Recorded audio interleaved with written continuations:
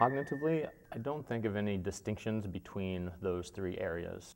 Every project that I end up saying yes to as the phone keeps ringing in some ways feeds back into my teaching, and what I learn through that application of the teaching then will lead to the next project. And I've been just blessed with colleagues calling me and saying, hey, would you be interested in this project that we want to take over to Edinburgh, to the Fringe Festival? And me saying yes, and then getting to do this amazing new training this summer with Tectonic Theater Project's Moment Work.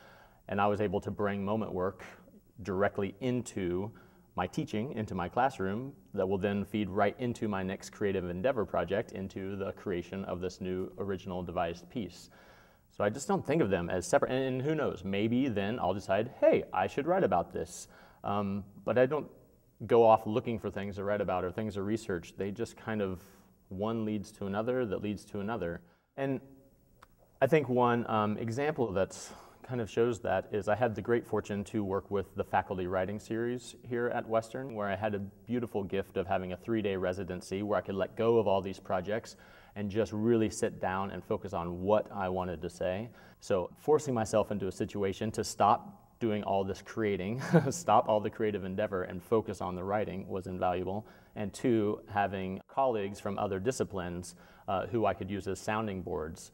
Because if my writing about theater makes no sense to now my new friend Seth, the sociologist, then I've got to rework my writing so that he can understand it. And just meeting all these great colleagues across the university was a huge gift, because as busy as we get in the theater world, we can also kind of fall into our silos. So just an opportunity to meet people outside of this world, reinforces that liberal arts nature of Western, and also just opens my mind to new things. Now in conversations with these new colleagues, it's making me think of new pieces to create for the theater.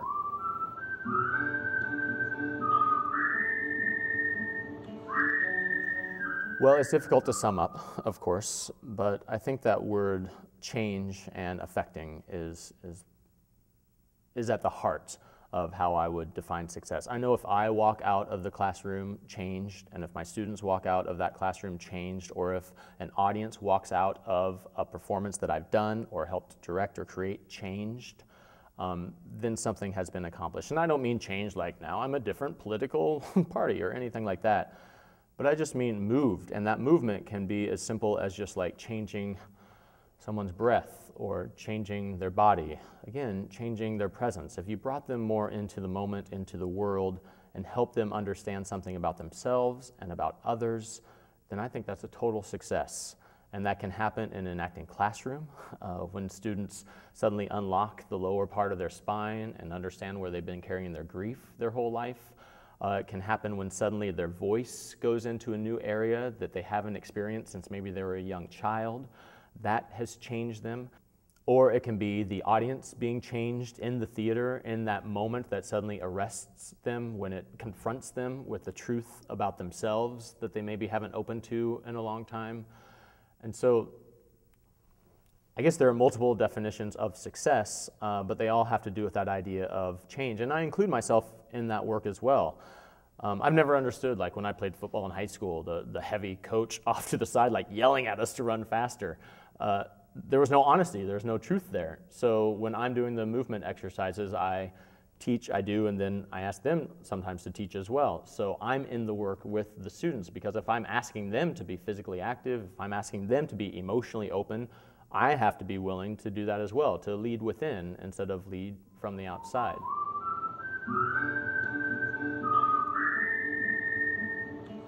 So if I decide that I would want to write about this, it would only be because I want to contribute something to the national dialogue in the theater world about devising and about empowering young students to create their own work, or about specific techniques. Maybe I want to write about how I learned the moment work, I brought the moment work back, fed it to some undergrad students, and this was the work that we created out of it. How does that differ from a professional company who first created and codified that system of creation?